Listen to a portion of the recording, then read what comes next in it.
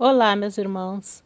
É com alegria que eu aceitei esse convite de fazer essa conversa a respeito da parábola da figueira que secou, que está lá no Evangelho, capítulo 19, a fé que remove montanhas. Então, nós vamos fazer uma prece para que a gente possa sintonizar com as forças positivas, com Deus, com o nosso anjo da guarda, para que nós possamos conversar com proveito, né? Para que nós possamos conversar aquilo que nós necessitaríamos escutar num momento como este. Então nós vamos pensar assim: Pai amado, Jesus, aqui estamos, Senhor. Aqui estamos com todas as nossas imperfeições, nos apresentando para essa tarefa, Senhor. Que nós possamos fazer o nosso melhor, apesar de todas as nossas limitações. Nós só temos a te agradecer essa oportunidade de trabalho. Senhor, que nunca nos falte trabalho. Que assim seja. Então nós vamos lá. Nós vamos ler a parábola da figueira que secou. Quando saíam de Betânia, ele teve fome. E vendo ao longe uma figueira, para ela encaminhou-se a ver se acharia alguma coisa. Tendo-se, porém, aproximado, só achou folhas, visto não ser tempo de figos. Então disse Jesus à figueira: que ninguém coma de ti fruto algum. O que seus discípulos ouviram.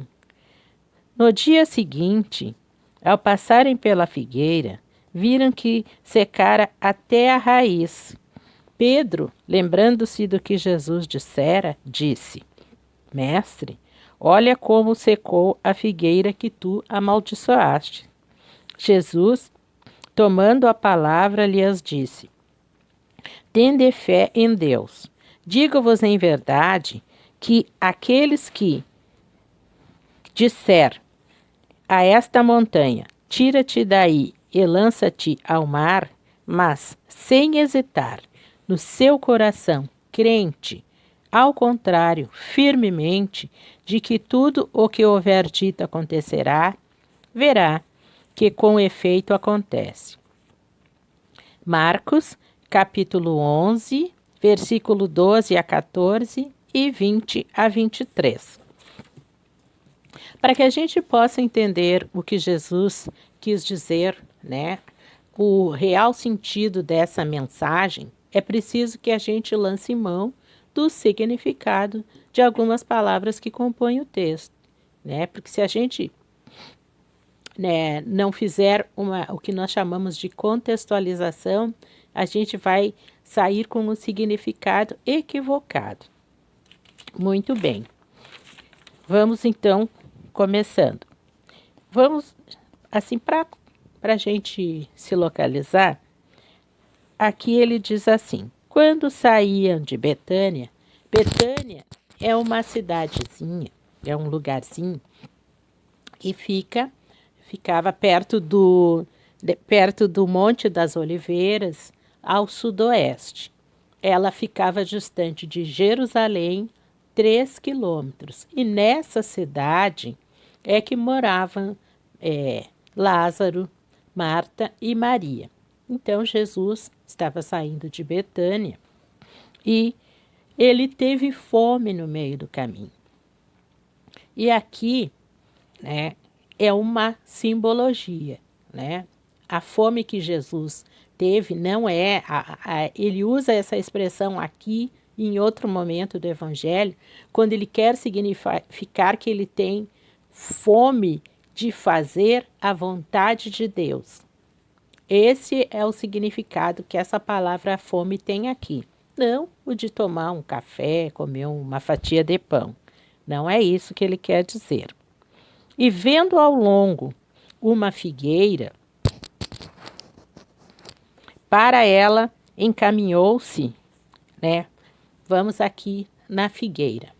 A figueira representa o povo de Israel, né?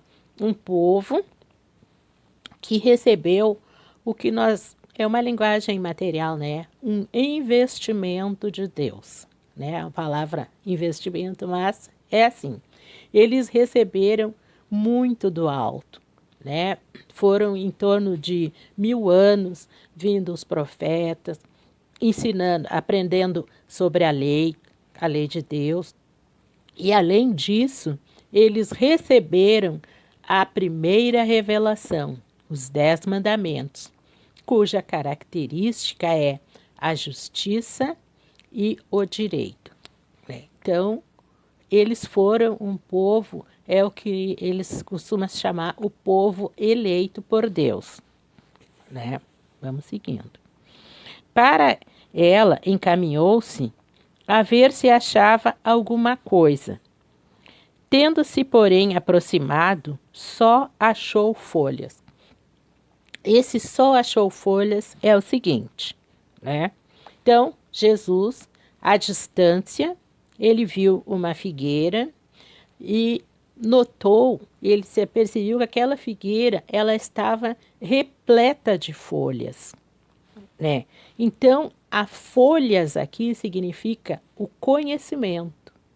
A figueira, o povo de Israel, e ele foi, né, no momento para ver como aquele povo estava, com todo o grau de conhecimento que eles tinham, ele percebeu que eles estavam somente no conhecimento. Eles sabiam a lei de cor e salteado, como a gente diz, mas era, né, eles não se melhoraram. Então, esse é o significado. É o conhecimento só pelo conhecimento, sem que haja que se parta para o segundo passo, para um outro passo, que é o da ação, o da melhora, da propagação. E aqui não quer dizer que Jesus tenha que quisesse desfazer do estudo. Não é isso. Do estudo, do preparo. O que ele queria é que eles dessem continuidade, que eles realizassem a tarefa para a qual eles foram preparados, sim, pelo alto, né? Visto não ser tempo de figo. Então, o figo que Jesus procurava era a melhora deles. Eles continuavam, né, sabendo de cor a lei, mas agiam ao contrário do que eles pregavam. Então disse Jesus à figueira: que ninguém coma de ti fruto algum. O que seus discípulos ouviram? No dia seguinte, ao passarem pela figueira, viram que secara até a raiz. Pedro, lembrando-se do que Jesus dissera, disse: Mestre, olha como secou a figueira que tu amaldiçoaste. Jesus, tomando a palavra, lhes disse: Tende fé em Deus. Digo-vos em verdade que aquele que disser a esta montanha: tira-te daí e lança-te ao mar, mas sem hesitar no seu coração, crente, ao contrário, firmemente, de tudo o que houver dito acontecerá, verá que com efeito acontece. Então, o que Jesus, né, veio fazer? Ele veio para aferir, né, o que tinha resultado de todo aquele investimento que Deus havia feito naquele povo, né, o povo escolhido, o povo eleito. E o que Jesus encontrou, né? Jesus encontrou a religiosidade toda, ela estava centrada no templo, em rituais, sacrifícios, meio de comércio. Eles se utilizavam de Deus por interesse pessoal, pelo seu interesse pessoal. A tarefa era transmitir a religiosidade a outros povos. O fruto que Jesus procurava era o progresso moral daquele povo. Né? Muito bem. Vamos continuando então. A figueira que secou é o símbolo dos que apenas aparentam propensão para o bem, mas que em verdade, em realidade, nada de bom produzem, dos oradores que mais brilho têm do que solidez, cujas palavras trazem superficial verniz, de sorte que agradam aos ouvidos sem que, entretanto, revelem, quando perscrutados, algo de substancial para os corações. É de perguntar-se que proveito tiraram delas os que as escutaram. Aqui é, como diz, né? Faz o que eu digo, mas não faz o que eu faço. Né? E quando existe todo um investimento por trás, um investimento divino, né?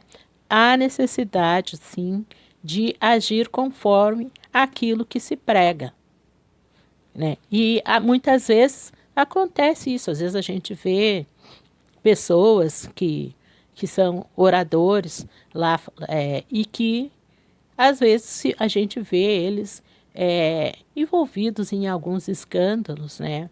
E a consequência é essa que Jesus descreve aqui da figueira que secou, né? Há necessário sim de colocar a prática junto ao discurso.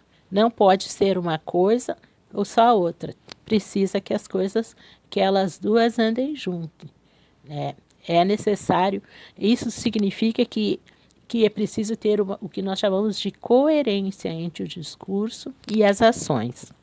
Simboliza também todos aqueles que, tendo meios de ser úteis, não o são. Todas as utopias, todos os sistemas ocos, todas as doutrinas carentes de base sólida. O que mais das vezes falta é a verdadeira fé, a fé que transporta, as que transportam montanhas. São árvores cobertas de folhas, né? Que ficam somente na teoria, né? Só no conhecimento, sem aliar a ação e a modificação que exige, né? A modificação interior, a transformação. São árvores cobertas de folhas, porém baldas de frutos. Por isso é que Jesus as condena à esterilidade, porquanto o dia virá em que se acharão secas até a raiz. Como a pessoa deixa de se melhorar, né? Esse seca até a raiz significa que vai vai ficando com dificuldades, não vai conseguindo resolver, e aí acontece de não produzir nada de bom. Quero dizer que todos os sistemas, todas as doutrinas que nenhum bem para a humanidade houverem produzido, cairão reduzidas a nada. Que todos os homens deliberadamente inúteis, por não terem posto em ação os recursos que traziam consigo, serão tratados como a figueira que secou. Então é isso. Todos têm recursos interiores e que precisam ser, sim, usados em prol do próximo. E quando isso não acontece, as leis de Deus, elas entram em ação. Nós temos as leis de Deus, as leis divinas que estão gravadas na nossa consciência. E quando nós agimos distantes das leis de Deus, fazemos ações que são prejudiciais ao próximo, seja a ação, até mesmo a omissão, né? Omissão essa que vai causar prejuízo, que vai causar mal a alguém, as leis de Deus, elas nos acionam.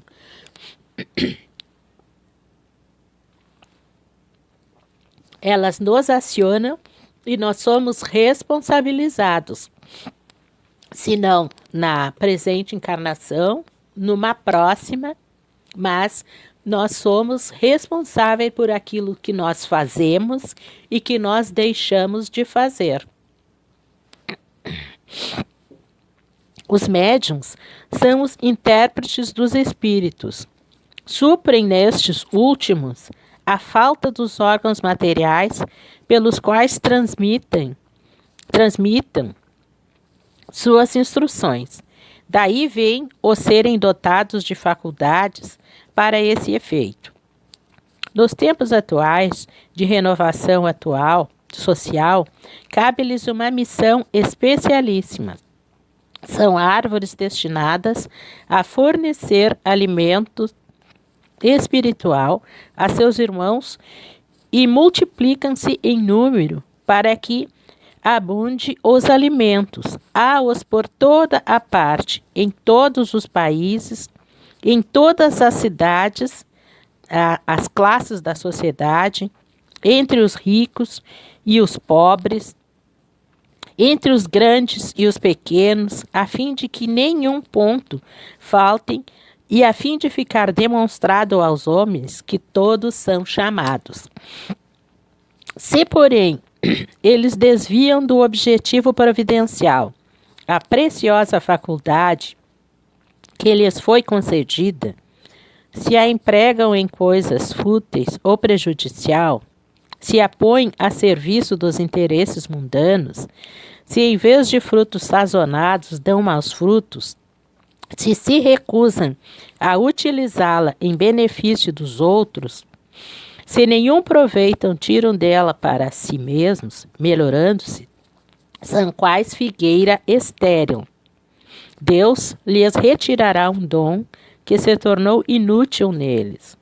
A semente que não sabem fazer que frutifique, e consentirá que se tornem presa dos maus espíritos.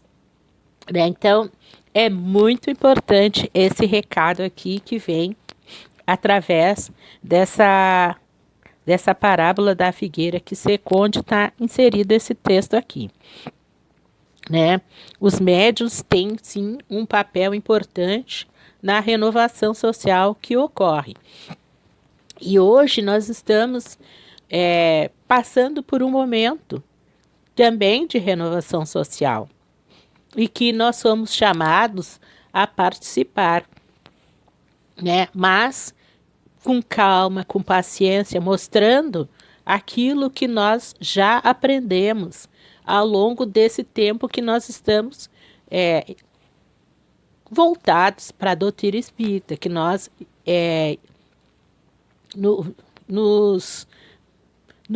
que nós entramos para o movimento. Então, nós estamos nessa fase de aferição também. A nós está sendo perguntado o que a gente aprendeu, né, em termos de paz, em termos de transmitir harmonia àqueles irmãos que estão com algum tipo de dificuldade. E essa dificuldade, ela não é só material. A gente percebe que existem irmãos que estão com dificuldades, né, de se manter calmo, de manter com paciência. Claro que existem casos que a pessoa precisa procurar uma ajuda profissional, mas aquilo que é possível nós fazer, a gente dizer para os nossos irmãos, essa tarefa, ela é nossa, porque nós, durante um certo tempo, nós tivemos a liberdade de ir e vir até a casa espírita e hoje nós estamos impedidos. E às vezes a gente vê pessoas perguntando quando é que a casa espírita vai abrir, quando é que a casa espírita vai abrir. Só que, ao longo do tempo que a gente ia até a casa, nós também construímos essa casa espírita dentro de nós. E quantas coisas nós escutamos que, se não for alguma coisa especializada, nós podemos transmitir sim para aquelas pessoas que estiverem em sofrimento, né? Então, é possível que a gente possa ajudar aqui de fora sem interferir na vida das pessoas, né? Fazer essa tarefa aqui fora. Claro, existem tarefas que são específicas que só podem ser feitas dentro da casa espírita. Mas vai passar, nós temos condições de dizer. Porque nós sabemos que as coisas têm um tempo. Nós estamos em meio a um aprendizado. E essa situação que nós estamos vivenciando agora, ela vai passar. Claro que Deus sabe qual é o aprendizado que cada um de nós tem que fazer em meio a essa incerteza em que nós estamos inseridos, né? Então, uma palavra amiga, uma orientação, nós temos sim condições de dizer, né? Para que diminua essa atmosfera de medo, essa atmosfera de incerteza. Nós não sabemos o que vai acontecer, mas nós não precisamos passar esse tempo, né, enquanto nós esperamos, desesperançados, desesperados. Nós vamos nos acalmar, né? Vamos acalmar primeiro a nós mesmos, porque eu só posso dar aquilo que eu tenho. E se eu não estou, né, passando com calma, com paciência, eu não vou ter o que dar para o nosso irmão. Então, eu primeiro vou me acalmar, confiar em Deus, né? Nós devemos sim confiar em Deus. Saber que nada nos acontece sem que seja com a permissão de Deus. Né? Não existe nada que nos aconteça. Como a gente diz, né? Deus está no comando, Jesus está no comando. Essa frase, ela não é uma frase que a gente coloca quando a gente, no para-brisa do carro, do para-choque, quando a gente compra um carro novo. Ela é verdadeira. Deus está no comando, né? E nós estamos sendo experimentados, né? O quanto nós estamos confiantes, o quanto nós estamos acreditando que Deus sim está no comando. Então, nós vamos, e toda vez que nós nos sentimos desconfortáveis, né? Porque em algum momento pode acontecer, nós nos sentimos desconfortáveis, vamos orar, vamos abrir o Evangelho, vamos fazer o estudo do Evangelho no lar, que era para nós nos fortalecer as defesas na nossa casa, do nosso lar. Nós receberemos, os nossos vizinhos, aqueles que estiverem receptivos também vão receber a bênção da paz, da tranquilidade, né? Então, é muito importante isso, né? Que nós tenhamos, sim, essa confiança em Deus. Aguardar com paz, onde nós estivermos. A gente vai lá no doutor, vamos esperar com calma, não vamos entrar naquela, porque muitas vezes se estabelece uma desarmonia e a gente entra naquela desarmonia. Então, não vamos entrar, vamos procurar nos manter calmos, nos manter com paciência, confiantes, sim, em Deus. E antes da gente fechar esse trabalho, eu gostaria de ler um texto que é de Emmanuel, que está lá no livro Fonte Viva. O título é Pelos Frutos. Por seus frutos os reconhecereis. Jesus, Mateus, capítulo 7, versículo 16. Árvore alguma será conhecida pelas aparências exteriores, mas sim pelos frutos, pela utilidade, pela produção. Assim também nosso espírito em plena jornada. Ninguém que se consagre realmente à verdade dará testemunho de nós pelo que parecemos, pela superficialidade de nossa vida, pela epiderme de nossas atitudes ou expressões individuais percebidas ou apreciadas de passagem, mas sim pela substância de nossa colaboração no progresso comum, pela importância de nosso concurso no bem geral.